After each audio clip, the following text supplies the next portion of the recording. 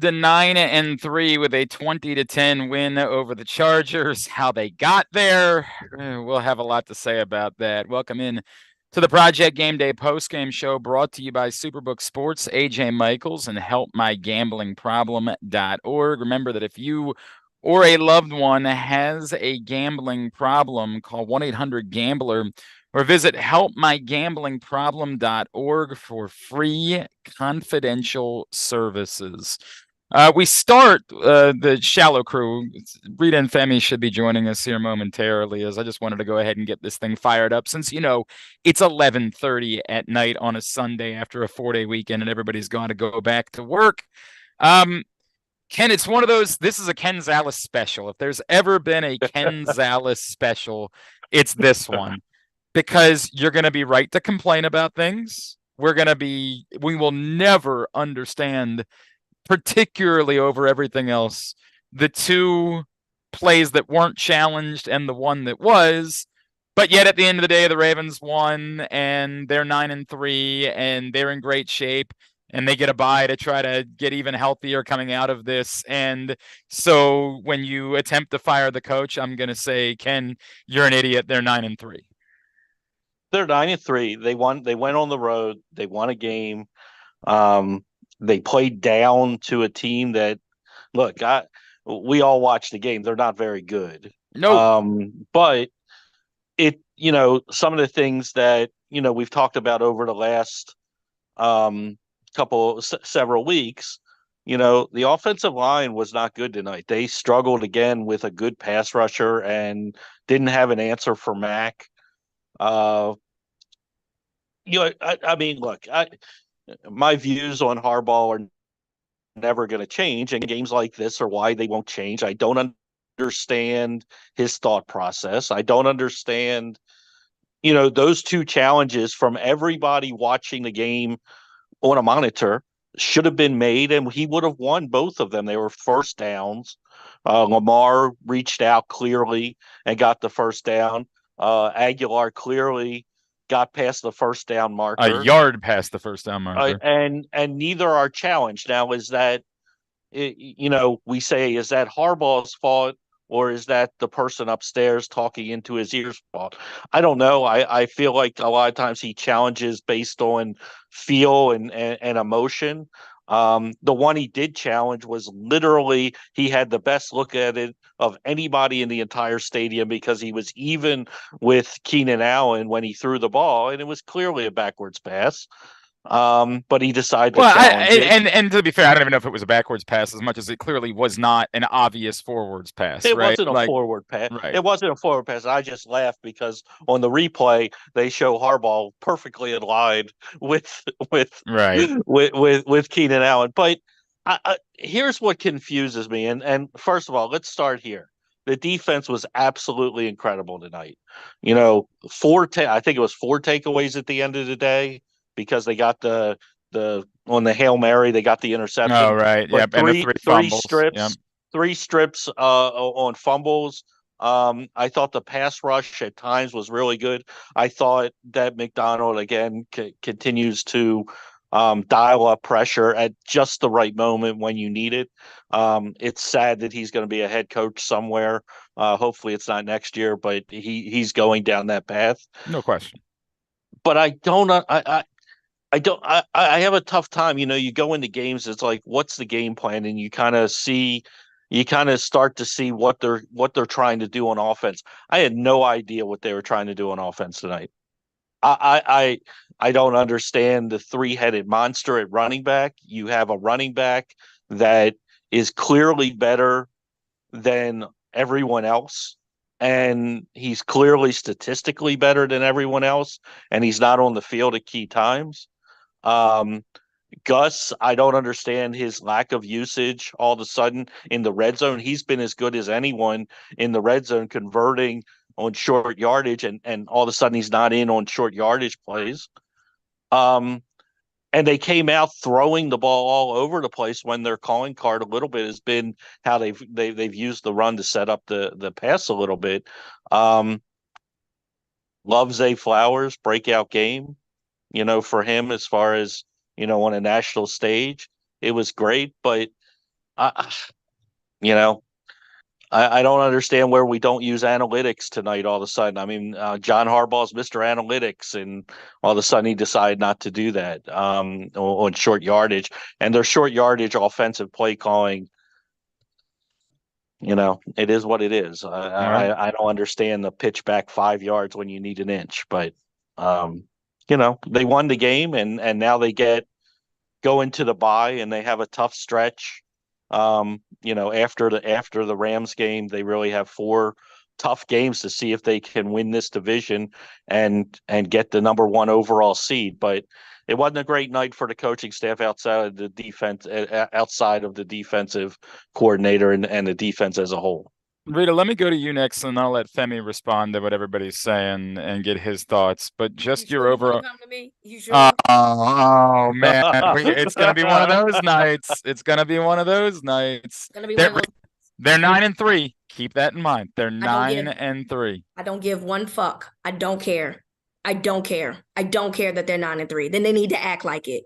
The coaching is poor. The offensive coaching is poor. I do not understand why Todd Monken didn't learn a fucking thing in that Browns game. Not a fucking thing.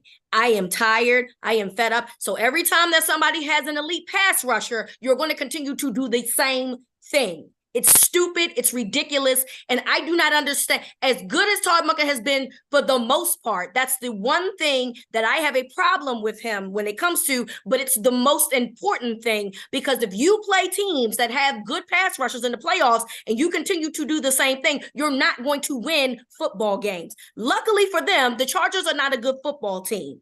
But see, what happened in the Browns game is that they were a better team than the Chargers. And look what happened then. You didn't learn anything from that Browns game. Nothing. And I'm pissed. And this is stupid because I don't understand how you continue to do something and think that something's going to be different. Somebody got to explain that to me. I agree with KZ too, although I don't have a real issue with the three-headed monster, but I do have more of an issue why you thought that this needed to be a balanced attack. When we talked about this on Friday, you, me, and Femi, we all said that this should be a game where they find a way to just run the ball.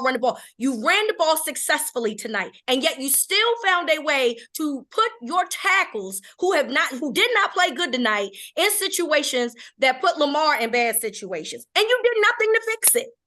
And I'm tired of it. I am tired of it.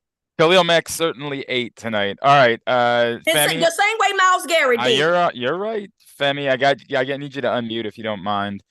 Boy, a lot to come to with you. And again, we say all of this, saying the Ravens are 9-3. You've talked a lot about the difficulties they've been through, but what do you make of some of the things that we're feeling tonight after a victory? First of all, it's hard to win on the road in the league, right? So kudos for the win, no doubt. They made it a lot harder on themselves than they had to. And I think that my biggest issue is that whether it's Coach Harbaugh's quick decisions or the lack of communication from the booth up top downstairs, they had 2 situations that cost them points today. Okay. On first downs that they should have challenged, but they decided to go warp or go fast or whatever they decided to do. Either Coach Harbaugh chose that without listening, or upstairs didn't get it to him fast enough. I don't know what happened, but that was bad. That's going to cost you a game at some point. Exactly. And those were 2 first downs that were obvious to everybody in the building and everybody at home, because I got 1,000 messages that prove that everybody saw what I saw. And the refs, look, they're gonna fuck shit up. That's what they do. Okay. So you got to pay attention, and you got to watch every single play as if somebody's trying to walk in your motherfucking house and take your fucking shit. And if you're not paying attention like that, then you shouldn't be doing the job. Somebody else should be doing the job. And my point is, I don't know where the miscommunication was, but this is the first time in a long time that I've been very upset with people that are not playing the game. Okay. And so I'm gonna say that first. Second of all, the play calling continuity was completely non-existent in my opinion. And with that being said, there was a lot of short throws tonight, and the offensive line, which I love very much, was average at best tonight. And they tried to help the tackles. There was a lot of running backs trying to chip on their way out. But I'll tell you right now, the Chargers came to fucking play tonight. They were not fucking around. They were out there trying to do some stuff. And unfortunately, we have a much better roster than they do. And we have a much better coaching staff than they do. And we have a much better culture than they do. And that's why they lost the game, because they just can't compete with us. We were out there sleepwalking and we beat them 20-10. And it probably should have been like 40-10. That's probably what it should have been. I am not as hot as Reeta, but I don't blame her one bit. And I'm happy she said what she said, because her directness actually diffused me. I was like, well, she said a lot of stuff right there. I don't have to say much. She said a lot of stuff too. So I don't have to say it either. But I'm a proud Baltimore Raven fan. I love this organization. I love this culture. But I'll tell you right now, tonight was not good enough. But I'll take the win. I'm happy as fuck. And I know Josh is probably happy too. And Josh, I'm going to come fuck with you in New York. Don't play with your boy. I'm going to come fuck with you now. No, I'm just saying. But at the end of the day, your boy was sweating. I sweated through like 3 shirts. I drank 2 bottles of wine. I took an edible. Like, I was stressed out. And all this I'm talking about right now, your boy's not in a good mind state, but I'm keeping it real with you. And Reeta, thank you for all that. So, and Casey, thank you too. And it's so funny. You know what's so funny? Glenn, real quick. Yeah. KD, a dude I could not ever imagine agreeing with. I love that man. Look at it. Look at how far we've come. Rita, how far we've come. Reeta and I were at each other's throats last week, but that's my boo right there. That's my girl. We're homies. We're tight. So what is it's all good. there? We're all on the same page. Man, I want to know what edible Femi's got. That's what. Did he go with a? Was it a 40? You want? I got it up there. You want? Was it what? Was it a 10? Was it a? It was a 20. Hey, Betty's. Oh my God, a 20! I would be dead. Yeah, Betty. Hey, Betty's Eddies. Betty's. Shout out Betty's. I know what to stay away from. Hey, Glenn, tell Betty's Eddies they need to pay us. We need to get them on. We got to get Betty's Eddies on. We got to make that happen. God. All right. So Josh, I'll let you, because you haven't had the opportunity yet. Your overall, where are you at emotionally after this one? Well, first I'm going to do this. All right. I can give you an idea of where I am emotionally. I take a little victory sip. No, I think the gang said it. I mean, since from everybody talking, I agree. I mean, I'm glad. I agree with Femi. I'm glad my lady got it out, because I was feeling a little bit of that tension as well. So I appreciate it. But I'll say this: I felt to the point of those 2 third downs that were clearly, would have been overturned likely. I've got to believe somebody is in the booth doing that. Now, I know John rushed those 2 calls after Femi, and went fast on it. But still, somebody's got to see that quickly and get down to him and say, you got to challenge us. And we're normally very good about that, I think. And I know and that really bummed me out that we didn't do that. Now, look, both turned our way, right? We got the fumble the one time, and then we got the sack the other time, or was strip sack? I don't remember. But we got the ball back both times, right? It didn't hurt us either time. Yeah. But it was frustrating. I think for me, watching it, I had the feeling the way that the Ravens have in all their losses, it had that feeling. It had that feeling on offense that, like, the defense is playing great. The offense is stalling out way too many times and is putting the defense in bad positions. And we overcame it, right? We overcame it. The defense played out. Kyle Hamilton, grown-ass man on that field. I mean, that dude is a grown-ass individual playing some serious football. But for me, the thing that frustrated me from offensively was I felt like we were very predictable in terms of the screens to Zay. I just feel like they were picking it up most times, right? I don't think they were fooling anybody. Do we have any screens to our running backs? I mean, it just seems like we have that screen to Zay. And there was one to Gus in the second half. There was? Okay. All right. I must have missed it. Because I just felt like that was lacking a little imagination. That sometimes I feel like our screens aren't disguised enough, and it just feels like it's very far out to Zay. And yeah, he's an incredible player, and he can get it, but they were reading it most often. So I'm just thankful we got the win. We get a nice little rest right now. We got a tough part of our schedule coming up here at the end of the year, but it didn't make me feel good. No, it didn't make me feel good. And I think that says something about us as a fan base too. That we're 9-3, we're sitting atop the AFC, and we don't feel good. Well, Because Josh, I think we know yeah, what this team is capable of. We've seen them just curb stomp people when they need to. And then we've seen them put up performances like this. And sometimes it hasn't turned our way. Today, we overcame it, and that's great. But I would think that everybody in that locker room has a bad taste in their mouth right now, even though they're happy we got the victory. I know that they know we can do better. I bet the defense feels pretty good, and they deserve to feel pretty good. They were phenomenal tonight. And I think your point is that I don't think we feel like we're measuring against the opponent on the field.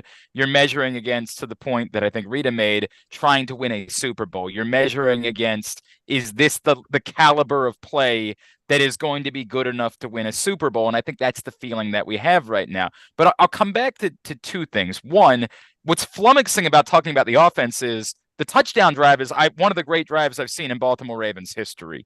The mix of plays on that drive and the way they went to the slants, at the touchdown call, working Zay open in the back of the end zone. And by the way, there were two other guys wide open on that play. That drive, that sequence of plays was as perfect as I have seen from this team. And in that moment, it had the feel of, and then they got the ball back again, and they started moving the ball again. This is before the first fourth down disaster. It had the feel of, oh, everything is just going to go their way. Like this. But you know what happened though, Glenn, right? You know what happened, right? What? OBJ was off the field. I think he got hurt somewhere, and they didn't want to say it, but he was a decoy out there because at a certain point in the game, he was Ghost. He was Batman. He was gone. And I think he got hurt, and I think he was out there decoying. I'm being real with you, because after the second quarter, OBJ was not the same. They didn't talk about him. They didn't throw at him. He was on the sideline line. He was going in and out. Aguilar was in. Aguilar made a hell of a catch on one play, then dropped an easy play. Yep. You know what I mean? Then dropped the easy one. You know what I mean? So, and I'll tell you right now, Likely had a great first half, but what happened to him in the second half? Ghosted. You know what I mean? Like 100%. So this is the thing. Mark Andrews is a security blanket. I don't give a damn what anybody says. Like, it makes a difference that he's not out there, and they need time to address that issue. And it's not going to happen on 10 days between Thursday and Sunday when guys are banged up and you're going to LA to play a game. Like, it's going to happen this week. So I expect the offense to be different coming back against, is it the Rams? The Rams? Yeah. Rams. So that's a game. And the Rams, the Rams are not bad. Like, by the way, they're a different team right now than they were 6 weeks ago. You know what I mean? They're different. And I remember them coming here 2 years ago and beating us here. I remember that game. And I don't think Lamar played in that game, but OBJ scored the game-winning touchdown. I remember that. Yep. And it's just, I have flashbacks to that offense and how good that offense can be because they're multiple and they use everybody. And the Ravens are definitely multiple and use everybody as well. But Mark Andrews missing was a bigger issue than I expected tonight. And I think everybody that's spoken, everybody has been spot on. Like, I don't disagree with anything anybody has said. And I think that we're spoiled. Our expectations are so high. And we know that the only thing that's going to keep us satiated, it's not a filet mignon, it's a Super Bowl. We don't care about steak. We don't want shrimp. We don't want lobster. We don't want damn crab cakes. We don't want any of that bullshit. We want a damn Super Bowl. And that's the only thing that's going to keep us happy. And I love that. I love the way that when I go to Whole Foods, when I go to the local liquor store, when I go to the gym, when I go buy my edibles, they all recognize me somehow. They recognize my voice more than my face, actually. And they say, what's up? We're going to win a Super Bowl this year? And I say, yeah, we're going to win a Super Bowl this year. Because until I see that we're not going to, I believe that we can. But I'll tell you right now, every once in a while, you see some shit happen and you're like, damn, we're fighting each other right now. And so my biggest hope is that through this bye week, that Coach Monken, Lamar, the running backs, tight ends, receivers, everybody gets in a room. And the offensive line, look, in my opinion, the best offensive line in the NFL is Cleveland's. I'm going to be real with you. I think Cleveland has the best offensive line in the NFL. And I just hope that when the Ravens offensive line is healthy and everybody's on the same page, that we can have a passion and a kind of group movement. And there's something about the way that Cleveland played here that it left an impression on me. And it was so it was so impactful that that's my like bar now for offensive line play. And even today, I don't know if you guys watched Cleveland play today. The offensive line wasn't the reason why they lost that game today. You know what I mean? And so I just hope that when they get back in the meeting room this week and they talk about how they're going to move forward and what we're going to do. One, I need more continuity in the play calling. I need the run game to match the passing game. But I just hope that we have a solution and a plan that is more than Lamar just kind of figuring it out. Go be Superman, right? You know what I mean? Yeah. So and tonight, I think Lamar was measured. But I think we're all feeling the same way. I'm kind of reiterating everything that we're all saying. I'm happy that we are where we are, but I'm not content by where we are tonight, if that makes sense. I agree.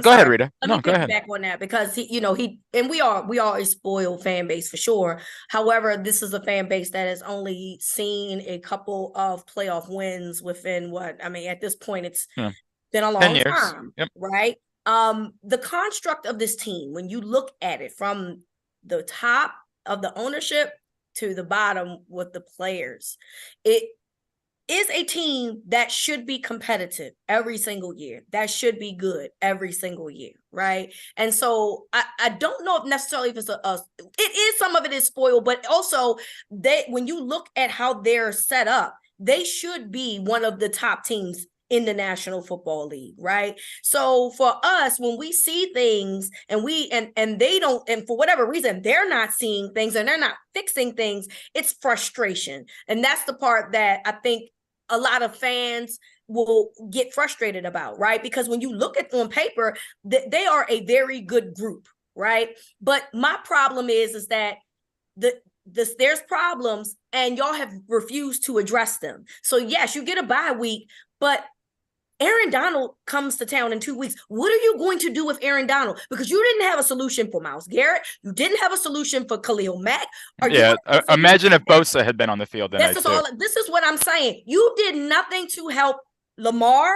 You did nothing to help that offense. And that's problematic to me. You are the coach. You are supposed to put them in better situations. And yes, did I see them chip every now and again? But to me, it was bigger than that. I don't understand why you're not rolling him out. I don't understand why you're not doing this, why you're not doing that. That's the part that I'm frustrated with, because clearly what was happening was not working. It wasn't working. So instead of doing something to neutralize it, you thought you did something, but you really didn't do as much as you could have. And that's the problem that I have, because this team is good enough to compete with everybody. But everybody has to understand what their assignment is and be on the same page, but also put themselves in positive situations. So when they are in distress, when there are guys that are dominating on the defensive side of the ball, what are you doing to make sure that they're not taking over the game? And as of right now, we have not seen that. And that's problematic moving forward as the schedule gets harder. That's the problem, because the defense clearly ain't the problem. Clearly, no, there's no doubt. 4 turnovers and you only get 3 points.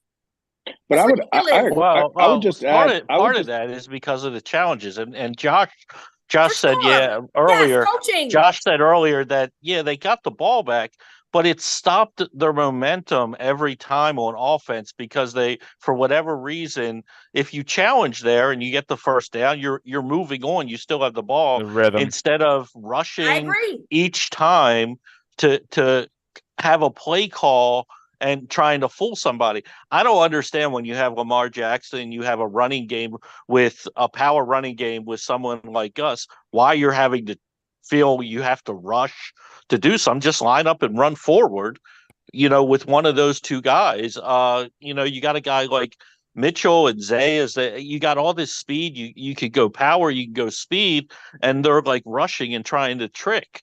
A desperate team tries to trick a team that they can't beat. That's what you saw in that lateral, or whatever you want to call it, from San Diego. And yes, they're San Diego. I don't care.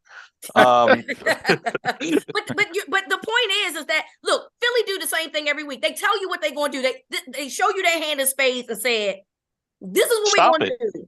And what are you going to do to stop us? Nothing. And you got cute. Was that a wildcat that they raised?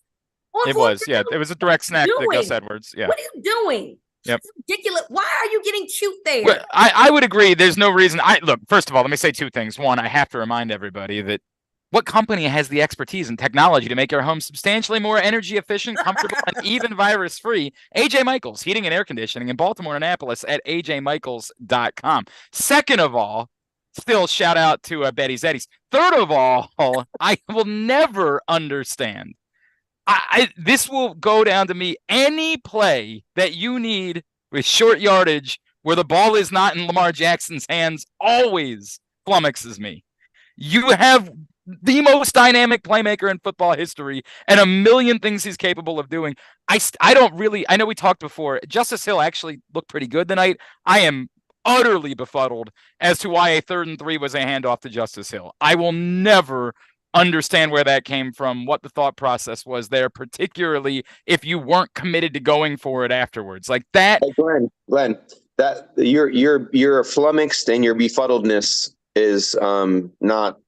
You got some new words tonight, dude. Well, I'm just mixing. I'm trying to come up with more. I don't know why are you. Go ahead. My only issue is it's not the Justice Hill stuff at all. Actually, I think he played really well tonight. He did. Why are you going into Wildcat though? Like you have a quarterback that is more dynamic than any tailback.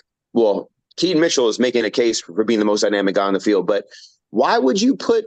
First of all, that play with Gus was after the first down that you didn't challenge, so you double messed up. You know what I mean? Like, if you would have just slowed down a little bit, and I already talked about this, I won't repeat that, but I don't understand running Wildcat. I don't understand putting Lamar out wide and putting Justice Hill and running a direct snap. I mean, you basically ran Wildcat. You already have Wildcat with Lamar at quarterback. No. You know what I mean? Like that to me, and Reeta, I know you brought that up, and I've been thinking about that this whole time, and something tells me that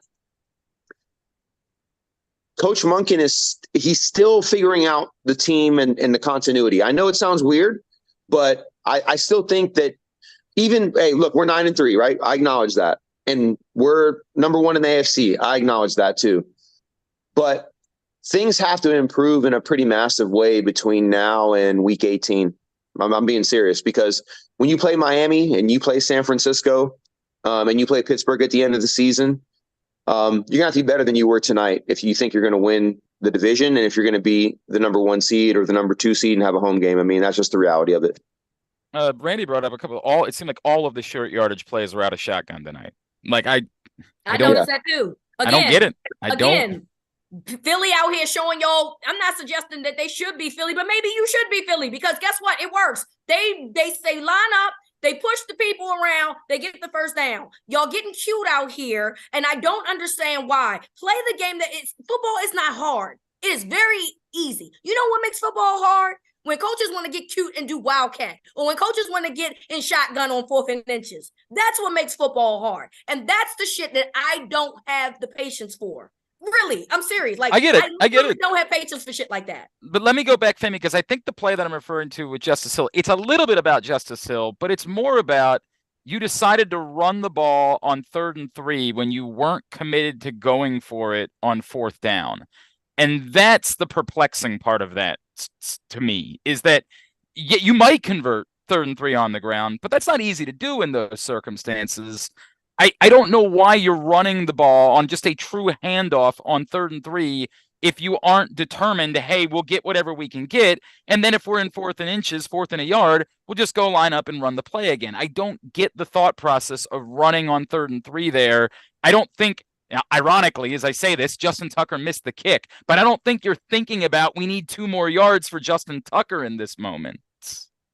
Yeah. So first of all, I don't have a good answer for you. I mean, bottom line is that the play calling from a continuity perspective, in my opinion, was kind of off all night. I mean, Lamar took deep shots on scrambles. I don't recall any deep shots that were actually called. But maybe they knew something, like the Ravens internally knew something about the protection tonight that was going to be a problem. So everything was short. You know what I mean? And can we talk about Justin Tucker, please? Yeah, can we have a conversation about that? It's time to have the It's time. We all put it on notice like weeks ago, and then we've put it on notice again. And I'm telling you right now, I'm a little concerned. I'm just being honest. I watch every game, and I watch all the kickers, and I watch them drive the ball. I watch everything they do. I watched a dude in the rain tonight make a 60-yard field goal. Yep. Yep. You know what I'm saying? Yep. So I'm not sure. I mean, hey, you know who's undefeated? There's two people that are not two people. Two things that are undefeated. Right. Father Time, time. Yeah. right? And the internet.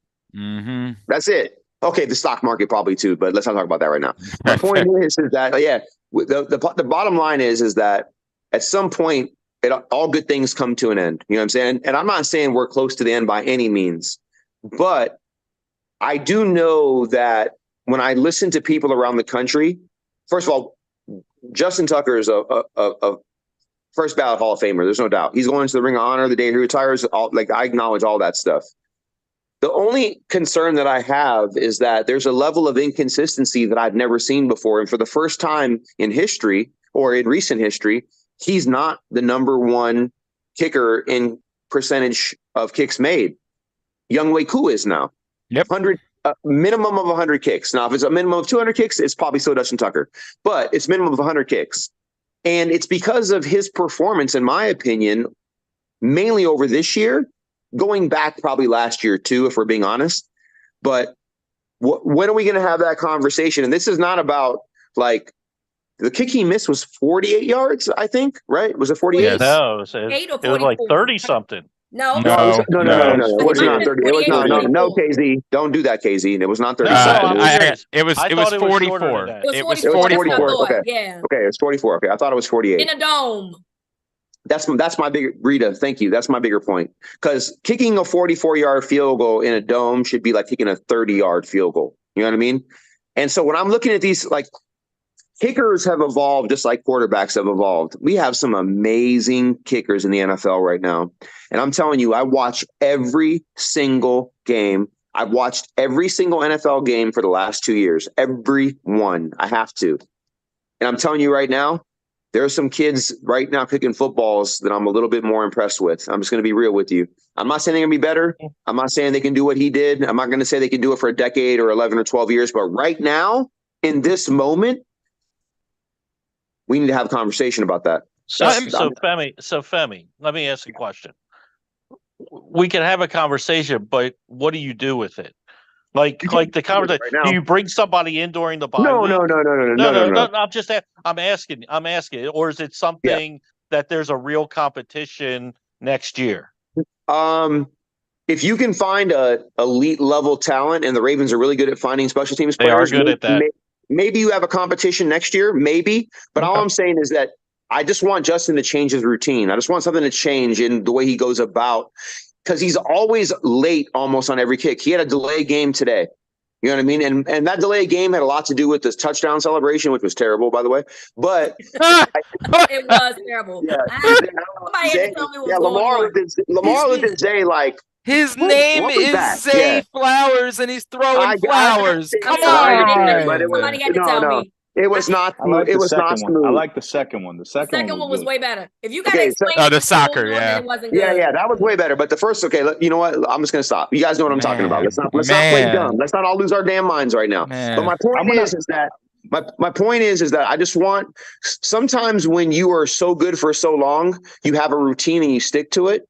And Justin is clearly a routine guy. I have no doubt he's a disciplined individual. But you know what? As you get older and you age a little bit and things change, you need to change your routine. You might need to adopt some new practices. You might need to, come see your boy and do some Bikram yoga with me, some hot yoga here. Work on some things. You know what I mean? Get in your mind a little meditation. Just change things up. That's all I'm saying.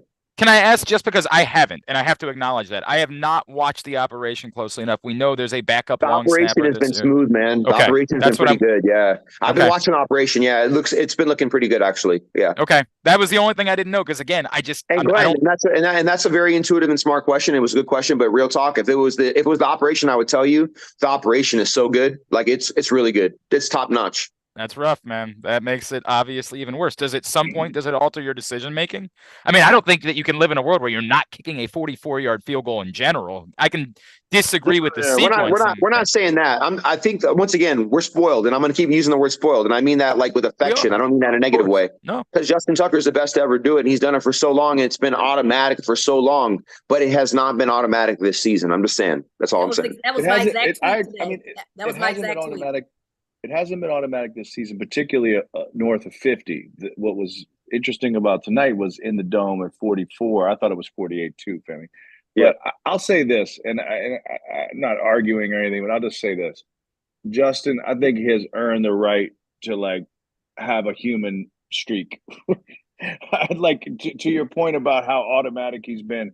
I think he'll figure it out. I think he will figure something out, and I think it's been a bumpy year for him. I'm sure he's the first to say that, but I think he's earned the right to straighten this out, and I think he will. I agree, 100%. That's why I said a change. That's why I said a change in routine could probably be beneficial, because I think he should work it out. And then someone said, should there be a competition? I said, maybe next year, but I'm not ready to say that yet, because we still have a lot of season in front of us. But I'm just acknowledging the fact that I, as a spoiled former player and a beloved fan, I don't like when I watch kicks now, I just don't feel the way that I used to. I used to feel like I could turn my back, I could do a shot, I could throw something in the air, do a flip and a back flip, and then Justin would make his kick and I would hopefully pull off my maneuver. Right now, I don't feel good about either one. Did you ever actually pull it off? Did you ever actually? Yeah. All the time. Hey, we'll go with it. We'll just roll with it then. There's no way that there's anything wrong with saying Justin Tucker is both the greatest kicker in human history, but not currently the best kicker in the NFL. It's totally acceptable that both of those things are fact, and it's okay to state those things. He is in year 12. Correct. And still, but by the way, and still a damn incredible kicker, even if he's not the best in the league. I do think that this becomes, what does the rest of the season look like? And if the rest of the season looks shoddy, if there's more missed 40-some-yard kicks, then there's going to be an awkward conversation at the end of the year. If it costs them something of significance, there's going to be a really awkward conversation at that point. But I don't know. Where the misses have been up north of 50 is the part that I'm more interested in. Like, what is it about that? Because clearly last year, was it last year he made the 66 or No, it was 2021. Yeah, it was 2021. So, but he missed the 67-yarder by an inch a year ago, right? So it's like clearly he has that still. So I'm interested in what the mechanics are in those longer ones that he's been missing this year. That he's normally pretty automatic on those too. So I don't know. All right, I just know that we don't. I know. For me. Like you never, like Femi said, you never, he's coming in, you went and got your soft drink, you did whatever you had to do, and we don't have that feeling anymore. And that's the problematic part. It's relevant. All right, Carson just raised his hand, so he must have something for us. Carson, what do you want to share with the crew? Real quick, I'm just going to, well, first of all, John Harbaugh on the post-game press conference, Madubuike is in concussion protocol right now, and then this is what he had to say regarding some of those challenges or that weren't challenged and the stuff that we discussed earlier. This just came from Jeff. So he thought that it had been ruled a first down and was not aware that they had. Yeah, that's weird. Although obviously we remember early in the game. Then why were you rushing? Right. That doesn't make sense. Rushing? That doesn't add up. Yeah, sorry. that's true too. The math ain't mathing. The math ain't mathing. No, you're right. Sorry. If you weren't reading it, if you're listening to this, they said that the staff thought it was the first down, and that does not jive with the play that was called. The math don't math. Yeah, that makes no sense as far as an answer is concerned. Carson, I'd also like you to pull up, if you can find the tweet where Lamar Jackson gave his opinion. Wait a second, Glenn. I'm sorry, that doesn't make any sense. The staff thought it was a first down, or the staff thought it wasn't a first down? He said the sideline felt like it was given a first down. So that would be believe. I don't understand that. Yeah, that does not work with what. You want to know why you don't understand it? Because it's a lie. That's why.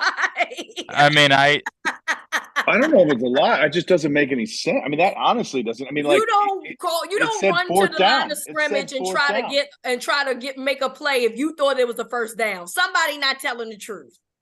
Period. I actually think they thought it was a first down. But the thing is, though, is that they followed behind it just doesn't make sense, though. That's my thing. I agree with you, but I think the issue was that they thought it was a first down, but they went so fast that they didn't give it a chance, to actually figure it out. Like we could see at home that it was a first down for sure. You know what I mean? But I actually do believe that they thought it was first downs and never gave it enough time to recognize that it wasn't, because they warped. There's a term that they use, and they use that a lot with Coach Roman. It's called warp, and you can hear them saying it. And they use a different term now, but they went fast on purpose. You know what I mean? And they didn't need to, which is the crazy part. They didn't need to. So Reeta, what you're saying is not incorrect in regard to like something's off. There's definitely something off for sure. But what I saw was that they assumed that it was first downs because we all saw that they were first downs, but the refs didn't call them first downs, and they never dug into that. They went so fast, they never dug into that. And, I'm not going to cuss right now, but you know what happened. It's fakakta is what somebody fucked around and found out. That's what happened. That's all bizarre. I'll cuss for you. Randy points out. Whose job is it in that booth? That there's a person's specific job is to radio down to John to say. So Josh, to answer your question, it depends on the booth, and it depends on the people that have the view. But everyone has a headset to the head coach that needs to have a headset to the head coach, and I assume that they thought it was a first down as well, and we're going on to the next play. And because they went so fast, the simplest answer to me is the most likely one in this case, just based on my time in a booth and my time on a field. My guess is that they assumed it was first downs, and by the time they realized it wasn't, they were already running the next play. But that's a problem. Hey, listen, there's no way to talk your way out of this one. So Femi, just so I know that we're on the same page, you're saying that when they ran Gus Edwards in the Wildcat, that they thought. Okay. Was that the play? That was the second one. That was after the second. That was the second one. The first one, yeah. That's the second one. Yeah. Let me go back. I'll pull up the exact place. Well, Lamar had a first down, and they didn't give it to him. Lamar extended the ball, right? That was one of them. And that was the first one. That was the first one. Okay. And then Aguilar had a first down on a catch. That was the second one. So the plays after that, I don't give a damn about that. What I'm talking about are the plays before that were first downs that they never challenged. But that's what I'm trying to figure out. When they got to the line of scrimmage, they were aware that it was 4th and 1 when they direct snapped the Gus Edwards there. That's the part. That's where I think everything gets sideways. Okay, I think they thought they were first downs. Right. That's what I think. So you think that they called the direct snap to Gus Edwards, believing that was a first down play? Wait, hold on a second. That's what I'm trying to figure out. On the Wildcat, that was a Wildcat play. The Wildcat play was after the Wildcat play was after the Aguilar catch. No, it was after the Lamar scramble that they marked. After the one where he's dancing around for a while and goes to his left, and he stretches out and has it, but they mark him short. Then they run the 4th and 1 to Gus. Yeah, well, in my opinion, everybody that I've sat here watching the game with and everybody that was at that stadium knew that thought it was a first down. So I'm not going to assume to know what they were thinking, but if they ran Wildcat on first down, cool. I'm fine with that because you're going to run a run. You're going to run a run play. I'm okay with that. That to me makes a lot more sense than pulling your quarterback, who is the most dynamic dude in football, and putting him out wide. To me, what I think makes more sense. But if you're going to run a 4th and 1 with Lamar standing out there, that makes no sense at all. If that's what they did, we have a way bigger problem. You know what I'm saying? Because in my opinion, they had to think it was first down. Because why would you put Lamar out wide on 4th and 1? That doesn't make any sense. Because you just eliminated your biggest threat. I guess for me, as just a layman fan, I'm having a hard time understanding, and it's fascinating actually to think that things are happening at such a speed, which I know they are, but when you're watching, you're seeing it, that they could go and run a play and not know that it was 4th down. That's just Josh. Hey, don't they need to know? Don't they need to know in order to call the play, the down and distance? I think that's why I think they assumed it was first down, because everybody that was watching the game could see that it was a first down, and why they went fast right there. Like I know they were mixing in like the warp and the go fast stuff, like kind of intermittently a little bit. I get it. But the only explanation that I have is that they must have thought it was a first down. That's all I can think of. You know what I mean? Yeah, It was the That's second. really fascinating because it made no sense to me. I would understand it more if And you know John what's was saying, crazy? well, And you know what's crazy? the It booth doesn't said, make hey, sense. those weren't Yeah. first downs, or we looked them and we didn't think they were going to overturn them. So but I guess at that speed they don't have the time to get that down to them, I guess. Exactly, because they went so fast and they didn't have time to let it marinate and like give it a chance to like evolve. That's really interesting. I have a question. So and I'm not being funny. I swear to y'all, I'm not being funny. So they didn't see the big four up there. They didn't see the four. And this is a serious question. Like once you saw the four, nobody called timeout. Okay, Femi, I'm gonna double up with Reeta. I'm asking a question. No, we're both. And I'm funny, but I'm not. Reeta, I'm not. I'm telling you, I'm doubling up. I'm asking a question. Remember the down lineman screwed the Chargers earlier in the game. Remember? 100%. But I asked this: is it possible? And is it possible that you're so convinced that it was an obvious call in that moment that no one's even bothering to look at the chain? That's literally what I think. Like that's what I think happened. You know what I mean? Okay. But listen, no matter what, there's no excuse. Let's be real. Fair, 100% fair. Right. I'm just trying. I think we're all just trying to make sense of it. And to be fair, I need some of Femi's gummies right now. I did forget that the guy messed up the down. Yeah, on the first drive of the game. In the game. I'm just trying to. I guess and this is why I'm asking, because I feel like that's something I would have noticed, and I would have been like, whoa, wait a minute. The guy messing up the downs? Yeah, once I realized that it was fourth, I probably would have called a timeout to make sure, like, wait, so it's not at first? You see what I'm saying? I guess that's where I'm confused, like that. Why? But did you, Reeta, did you recognize when the dude messed it up for the Chargers, though? I said I forgot that had happened. So that's, I do understand the sentiment of why you thought that maybe it was just a mistake because they already had screwed up. Well, I mean, I don't even know if they had enough time to even look at that. I just think that they were moving so fast. Like, I don't want to. It's hard. Look, we're making a lot of assumptions right now. I want to be careful. Right. I'm just trying to talk my way through possibilities right now. So to be fair, with all respect, Carson, I got to go and watch what John said because I'm confused. I really am, because the plays felt like they were fourth down. Well, hang on. The second one, just real quick, Josh, because the second one, and I had forgotten about this, but I was just reminded by Randy. The second one was not a fourth down. That was a 2nd and 22 on the Aguilar play, where they marked them a yard short. Yeah. And so the next play was a 3rd and 1 play. And that's the one that was the short pass to Zay that was left short on top of it. And immediately afterwards, you did see Lamar kind of mouthing, I thought it was first down. Yeah. So I got you. So you're totally right. So it's really just the one play then that we're talking about. The one play I'm utterly befuddled by, right? This one, I think that all is logical. Again, they still effed up. Like, we can't get around that. They still effed it up badly, but I can logically get around that on that 2nd and 22, Lamar went to the line of scrimmage thinking it was first and 10. Yeah. Thought he was throwing a screen to Zay Flowers. And when it didn't work, they were like, "Oh, we screwed that up." Somebody should have had his back though, and should have been like, "Hey, challenge that," because that was a first down. Because the Aguilar one was so obvious that it was a first down.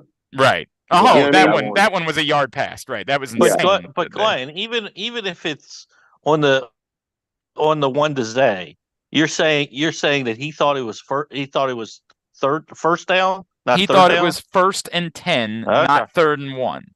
He went to the line of scrimmage believing that they were running a 1st and 10 play, which he mouthed. If you go back apparently and look, and I was just reminded of this by our buddy Randy Morgan, if you go back and rewatch the play, he mouths over first down. That makes sense. Because I saw that they didn't mark it as a first down, and that play call made no sense to me at that time. You know what I'm saying? Because I just took a gummy too. Let's go back for a second. We're gonna start doing more late night shows. No, this one's gonna get. Betty's Eddie's. Hey, Josh, we should hit up Betty's Eddie's, bro. We can get this. Let's go. It's about to get real in a second. Hold on. Yeah. So let's forget the Aguilar play then, because I forgot that was even a 3rd down. That makes a lot more sense now. So just looking at the first one then, when Lamar stretched out. What we're saying is in that play, or what John was saying is in that play, they thought it was a first down and they moved up. So that was when they did the Wildcat with Lamar spread out. I don't think is that right? I don't think so. I don't, again, we're putting a lot of things together. It's possible that John's answer was really specifically about the second play. Okay. And it Oh, I was see. passed along as being broadly about broad, both plays. being broad, right. Yeah. So Well, Carson, how about a little fucking context then when you give Yeah. us the context, man?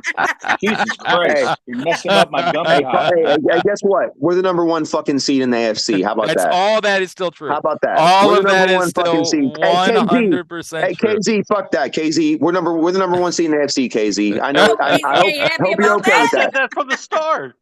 I said that at the beginning. You got to get here on time, man. I did say Oh, at the I said that from the wow. beginning. Femi, I did say literally out of the chute. I said to Ken, this is a KZ special because he's going to try to fire John Harbaugh, and then I'm going to remind him they won the game and they're 9-3 on the season, and that none of that shit matters because of it. This was of all the KZ specials. This was the KZ specialist.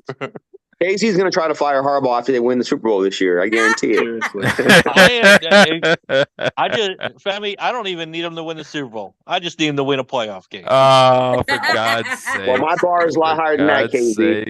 Oh, I Right. want them to win the Super Bowl, but I've only seen 2 playoff wins in a decade. I need one this year. Wow. Here we All go. Here All we right. go. Carson, I don't know if you pulled this one, but if you did, please put it up because everybody that said this one's for Femi. According to Jeff Zreback, Lamar Jackson was asked about Zay Flowers' first touchdown celebration and said it was ass. The worst one I've ever seen. Hey,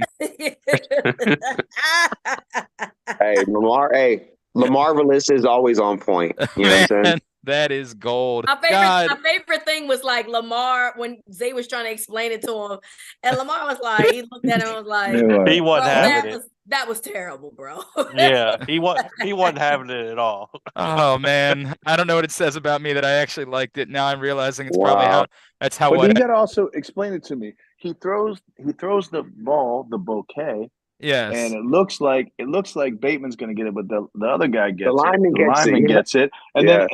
then Bateman gets on his knee. I didn't understand what that part. Proposing. The guy who gets no, but if Because he was throwing a bouquet of flowers. Okay. Because you're the next last one to name's get Flowers. married. Yeah, but that was we understand the bouquet of flowers part, but damn, the rest but of that's it. not how this works. The kneeling is not how this works at weddings. No, Maybe Zay needs to go to a the wedding. person who gets the flowers is the one that's going to get In married the next. seat. So Exactly. The Yeah, person in the flowers that gets the flowers is the lady is the Hey, one how many people? First of all, how many people on this screen are actually married? I've never been married. Let me just Josh divorce. is married.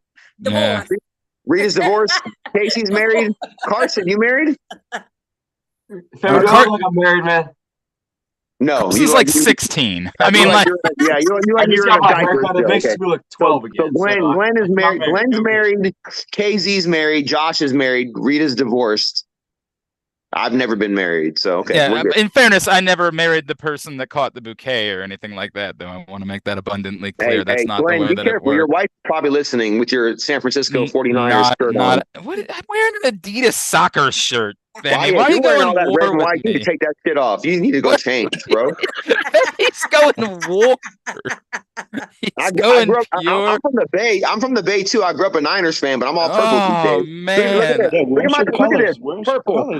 Purple. That's right. man. You wear red on Mondays or Man. Look at Josh. Man. Look at Rita.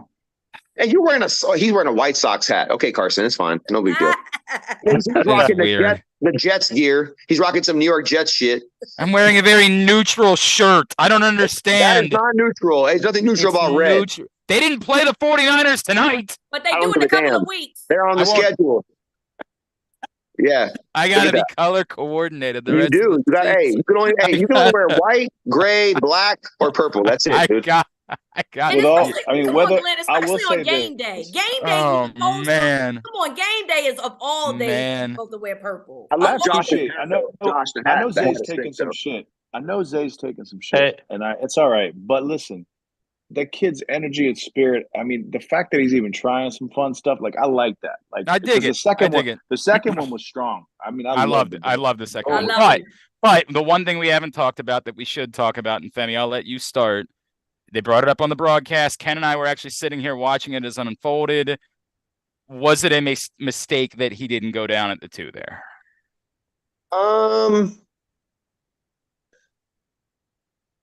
I mean, can I be honest? Yeah, No. be honest. Okay, strategically, maybe go down, but if you're gonna do it, you better score. You know what I mean? Because you go up by two. The issue, they were already up by 3. So Yep. if you're up by 7, you got to go down. But they were already up by 3, in my opinion. So they went up by 10. It's a 2-score game at that point. You know what I mean?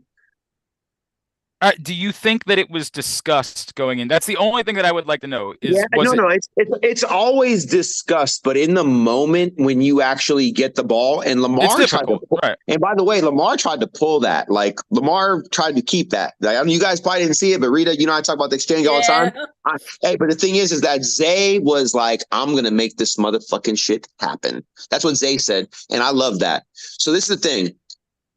Technically, unemotionally, as a robot, yeah, you should have went down. But you know what? Fuck that. Score that touchdown. I'm down. Yeah, let's go get that.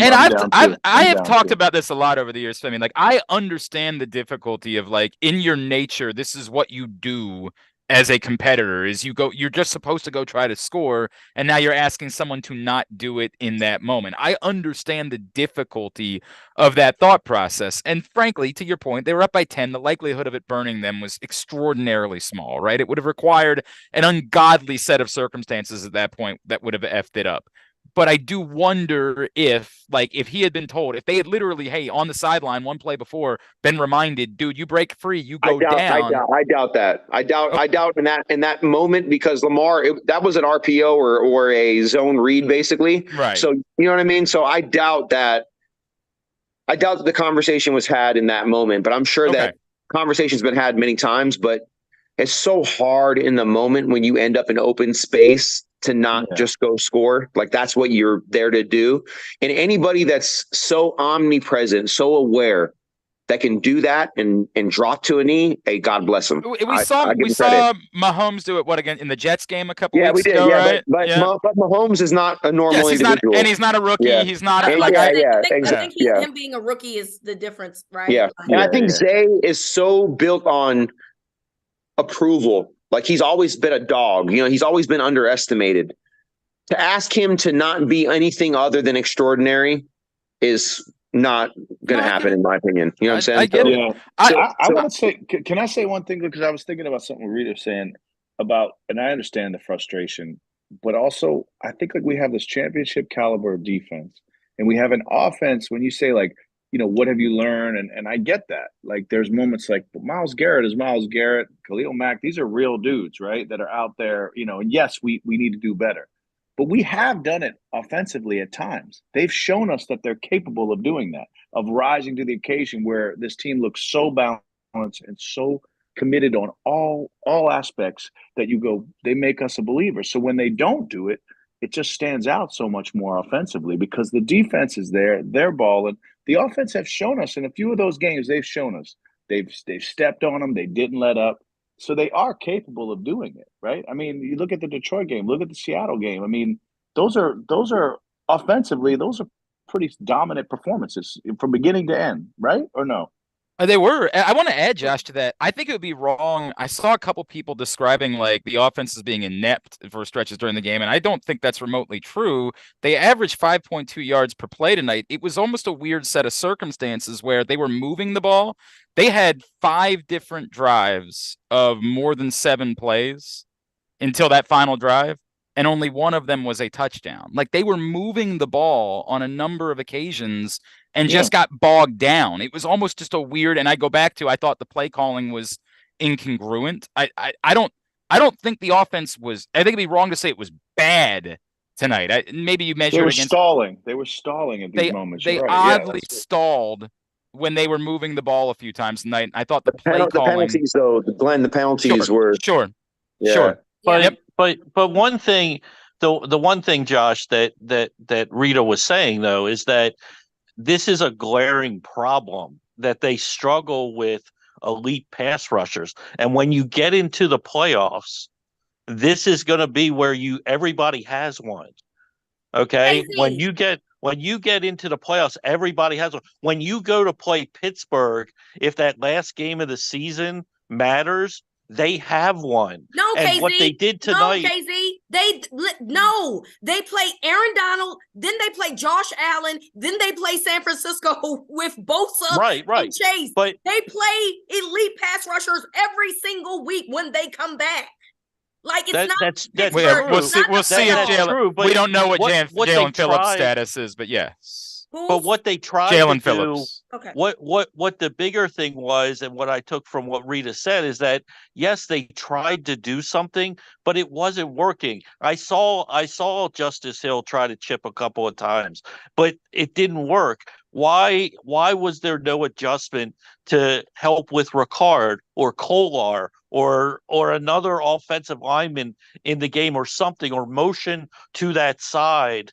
Or screen behind the pass rusher? There was no adjustment with that, and that, I think, is the frustration, because as Femi said, we think this is a championship caliber team. We see that this team can win the Super Bowl, but they're not making adjustments of certain things during the game and from week to week against elite pass rushers that is going to cost them at some point if they don't fix it.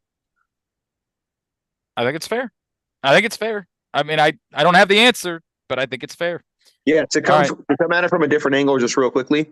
Yeah. My critique always comes from a playoff game, wild card, divisional round, AFC championship game, Super Bowl. Is what you did tonight going to get you a win in any of those games? That's kind of how I analyze everything. You know what I mean? And I think indirectly, everyone's kind of saying the same thing. We're not looking at it as just the Chargers. We're looking at it like when it really counts, like when it really matters. And it comes down to eliminating a particular player on the other team's defense. Do you have the strategy in place to eliminate that player? And if what you're doing isn't working, do you have a plan B to eliminate that player? And what I'm going to say right now is the jury's out on that right now. Jury's out. No doubt. But with that being said, Ken, are you saying we're still 9-3? We're still the number one team in the AFC right now. Of course, but Ken, are you saying that the reason we lost the Pittsburgh game is because we weren't chipping TJ Watt enough? I mean, I don't. I mean, I feel like there's multiple reasons we lost that game. Yeah. Well, Yes, that's what I'm saying. So, No, I'm not. I'm not you're saying using that as game. example I'm saying saying we that. I'm not saying that in that game. That game was the drop game, and that is what it was. But I'm just saying you've just saw that they struggled with Myles Garrett, and I know Myles Garrett is really, really good. But they also struggled with Khalil Mack now, and I know he's really, really good. 12 sacks. But Aaron Donald is really, really good, and San Francisco is really, really good. And along the way, these are the teams you're going to have to figure out how to slow down pass rushers like that. And what we didn't see tonight is that they learned anything from game to game, from Cleveland to here, and they didn't. They think they had a game plan, and within the game, I didn't see any other adjustment to try to slow down Mac. They did beat Cincinnati in between Cleveland and this game. I mean, I think we just forgot about that game, right? Guess. No, I mean, I didn't forget about it at all. I think but hang on, I do think that there's two different points, right? Like that I think we have enough of a pattern to suggest that they have an issue with high level, upper echelon edge rushers. But the thing is, though, is that everyone has an issue with high level. I don't. So that's not. Femi, I do agree. That's my point. I do agree with that, right? But like, if that's what ends up being the thing that costs you at the end of the year, it's not going to make them feel any better. No. I think we're all saying the same thing. I think my angle is, and check this out.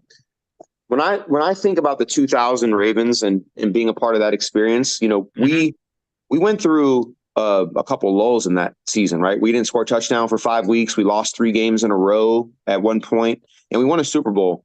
And the 2012 team lost 3 or 4 games in a row, and Ray was hurt, and they had to figure it out. They fired Cam Cameron, and they still won a Super Bowl.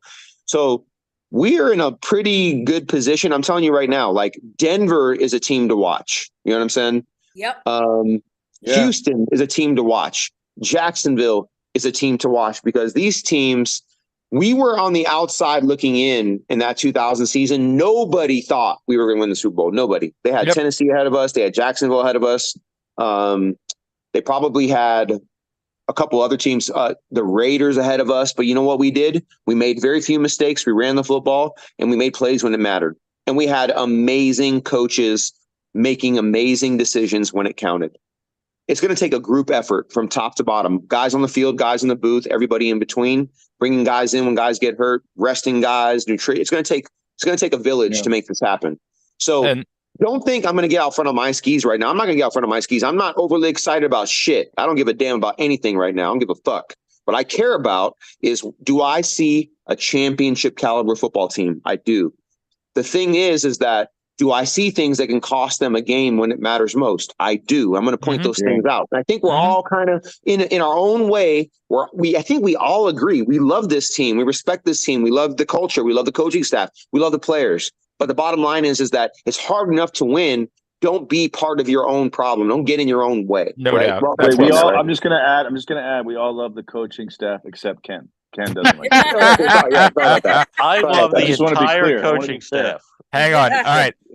I need to say two things really quickly. I've done a terrible job. He does love the entire coaching staff? Except one person. He's just being, he's just don't like the head coach. Okay. Yeah. All right. Really quick. If you guys that have been hanging on in the waiting room wanted to get in, please quickly, before we wrap up, turn your video on and I'll get you in. If not, we're going to wrap this up in a second. I do want to share, because this has been the most fascinating part of the night. Jonas Schaefer talked to John Simpson. John Simpson was the O-lineman that caught the bouquet. He says he was not informed of what he was supposed to do in that moment. Exactly. He had no idea what was going on. Clearly. He said, quote, "No one told me anything," unquote. Exactly. So that does have something to do with what we saw unfold. And then Kyle Hamilton, and this was somewhat in jest, Kyle Hamilton was actually a little salty when Zay Flowers decided to go into the end zone because he was ready to unstrap his pads at that point and didn't want to have to go back out on the field. And I don't blame him for that. Like, ready to shut it down for the night and just go home, and then had to go back out and play more football. So I don't blame him at that point, but I don't think he was actually bothered by it. That's the way it goes. All right, superbook.com and the Superbook app. Use the code GlennClark23 when you sign up. Tomorrow night, Vikings are giving 3 points at home against the Bears. If you're feeling something about that, I still like the Josh Dobbs experience. I'm still all in on the past or not. Hey, I think it's been Vikings. You and I are together on that one, Femi. So that's what I would do. Use that code GlennClark23 when you sign up. You'll receive up to $250 in a same-day first bet match, win or lose, with Superbook.com and the Superbook app. All right, gang. Thanks. Femi didn't even threaten to leave early tonight. He just strapped in for the whole night, man. He was gummies are powerful, man. Gummies are powerful. Shout out Betty's Eddies. Shout out. Thanks, Josh. Shout out those 20s for getting us through the evening. Betty's Eddies. We need some sponsorship. We need to work on that. We're gonna have a meeting, you and I, this week, and we're gonna pitch Betty's Eddies. We're totally doing that. It's quite a good idea. I'm on board. Reeta is abandoning me on Wednesday night on 105.7. She's gonna call in, but she's not. She's gonna call in. Why is she abandoning you? Why are you abandoning her? Reeta's getting a bye week too. Everybody gets a bye week. Yeah, I got somewhere to be. I gotta go see a man about a horse, but I will be. I gotta go see a man about a horse. It's bye week, baby. Reeta said, "I'm off. I'm going to Cancun. I'm getting on that." Reeta is that girl. I love it. Reeta's so cool. Reeta's going with Tony Romo and Jessica Simpson for a bye week trip, like back in the day, man. Still a thing? Wait, I don't think so. No, they're not. No, they're not. Famously, everyone blamed that on the Cowboys losing in the playoffs. Like, they didn't lose in the playoffs every year. Yes. So I'm sure it had to do with him and Jessica Simpson. Love you guys. Appreciate you hanging out late. Of course, we'll be back in 2 weeks. Thank you to everybody who joined us. Thanks to Carson.